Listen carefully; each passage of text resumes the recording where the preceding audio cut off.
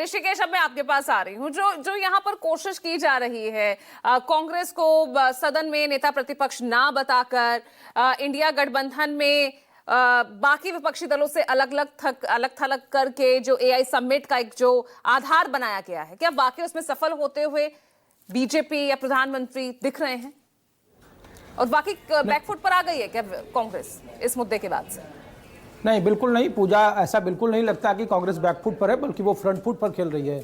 दरअसल देखिए कि कांग्रेस को अलग थलग करने के पीछे की राजनीति क्यों है। प्रधानमंत्री जिस जगह से वो बयान दे रहे थे मेरठ में, और जिसको लेकर ये कांग्रेस पर निशाना साध रहे थे, वो मेरठ से ही क्यों? एक तो कि पहला वो पब्लिक उनकी रैली थी, और दूसरा ये कि उत्तर प्रदेश में आप चुनावी नतीजे देखिए, एक साल के बाद वहां चुनाव है, तकरीबन 10% के आसपास वहां कांग्रेस का वोट प्रतिशत है। 6 लोकसभा के सांसद हैं 2024 के लोकसभा चुनाव में, और आने वाले वक्त में उत्तर प्रदेश में समाजवादी पार्टी और कांग्रेस का जो कोलिशन है वो निश्चित तौर पर भारतीय जनता पार्टी के कोलिशन के मुकाबले 24 के बाद, चूंकि पहला चुनाव होगा तो यहाँ मुश्किलें होंगी, चुनौतियां बड़ी होगी। तो एक तो वजह यह कि उत्तर प्रदेश की चुनावी रणनीति है और कांग्रेस पर निशाना साधना है। दूसरा, पूरे जो सहयोगी राजीव जी कह रहे थे कि पूरे इंडिया गठबंधन में सिर्फ समाजवादी पार्टी को छोड़कर एक भी राजनीतिक पार्टी के जो नेता हैं या जो प्रतिनिधि हैं खुलकर इस जो शॉर्टलिस्ट प्रदर्शन हुआ इस एआई समिट के आखिरी दिन, उस पर उनके पक्ष में खड़े नहीं दिखाई दिए। उसकी वजह है, अगर ममता बनर्जी बंगाल में करेंगी तो वो सबसे ज्यादा सिंगूर, औद्योगिकरण, वहां के रोजगार को लेकर सबसे ज्यादा निशाने पर रहेंगे, और वो जोखिम मोल लेना नहीं चाहती हैं। तो ममता बनर्जी बिल्कुल चुप्पी मारी, और उनकी पार्टी ने कभी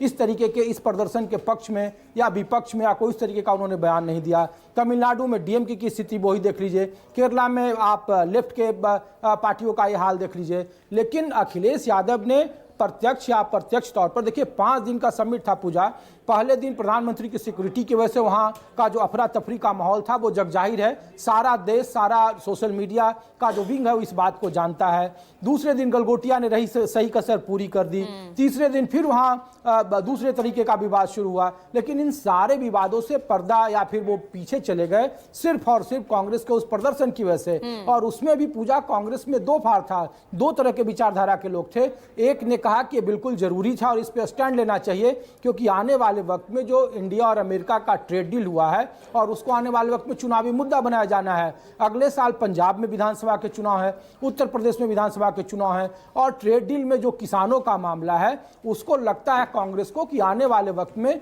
वो संजीवनी देगी इंडिया गठबंधन को, कम से कम, और खास करके कांग्रेस पार्टी को। इसीलिए उनकी नजर उत्तर प्रदेश पर है, उनकी नजर पंजाब पर है, उनकी नजर राजस्थान पर है, खास करके गुजरात में है। गुजरात इसका सबसे इफेक्टिव राज्य होगा। तो कांग्रेस को लगता है कि अगर वो इस प्रदर्शन को, एआई समिट का अगर वो विरोध कर रहा है तो उस पर वो फ्रंट फुट पर खेल रहा है। इसीलिए राहुल गांधी बिल्कुल उसको जस्टिफाई कर रहे हैं और उसे वो इंडो यूएस ट्रेड डील से जोड़कर देख रहे हैं। दूसरी बात है कि उत्तर प्रदेश का चुनाव है, उत्तर प्रदेश में 6 लोकसभा की सीट है, और जब वो शॉर्टलिस्ट प्रदर्शन हो रहा था पूजा, 12:30 बजे का वक्त था, उस वक्त उत्तर प्रदेश का विधानसभा का सत्र चल रहा था और मुख्यमंत्री योगी आदित्यनाथ बोल रहे थे, और उन्होंने भी उस वक्त उसकी उन्होंने भर्त्सना की थी, आलोचना की थी। और अजय राय जो विधानसभा के बाहर प्रदर्शन कर रहे हैं, पूरे प्रदेश में वो व्यापक दौरा कर रहे हैं, अपनी एक राजनीतिक जमीन तलाशने की कोशिश कर रहे हैं। तो उत्तर प्रदेश की जमीन से प्रधानमंत्री अगर कांग्रेस पर लगातार हमला कर रहे हैं और खास करके राष्ट्रीय अस्मिता से जोड़कर देख रहे हैं, तो उनकी कोशिश है कि विपक्ष में कांग्रेस को अलग थलग किया जाए और उसका लाभ आने वाले वक्त में चुनावी राज्यों में लिया जा सके। इसीलिए, और दूसरे जो विपक्षी के जो सहयोगी दल हैं उनको इस बात का डर है, जैसे चुनावी महीनों में ममता बनर्जी गुजर रही है, अब से 1 सप्ताह में वहां चुनाव की तिथियों का ऐलान होगा, और कई सारे ऐसे जो कमजोर पॉइंट है वो ममता के खिलाफ है, वो चाहती नहीं है कि बीजेपी उनके खिलाफ मुकर प्रचार करे, तो वो उनकी तरफ से बिल्कुल चुप्पी है।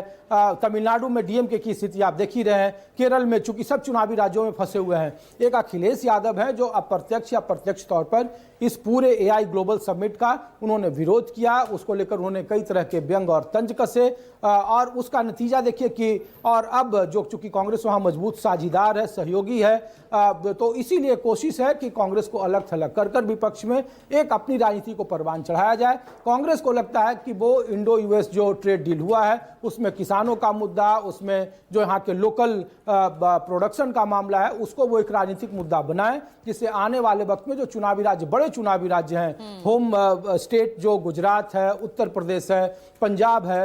यहाँ पे किसान और जो वो ट्रेड डील के जरिए जो चीजें बार बार कह रहे हैं उसका वो चुनावी मुद्दा बनाए, हथियार बनाकर उसे वोट में तब्दील किया जाए। कांग्रेस की रणनीति इसलिए यही है, इसलिए वो इसे आक्रामक तरीके से बढ़ाएगी और 9 मार्च से जब संभवतः बजट सत्र का दूसरा सेशन शुरू होगा तो पार्लियामेंट में भी इस तरीके की चीजें गूंजेगी और ये प्रदर्शन न्याय ग्लोबल समिट वहां भी जाएगा। पूजा, ठीक है।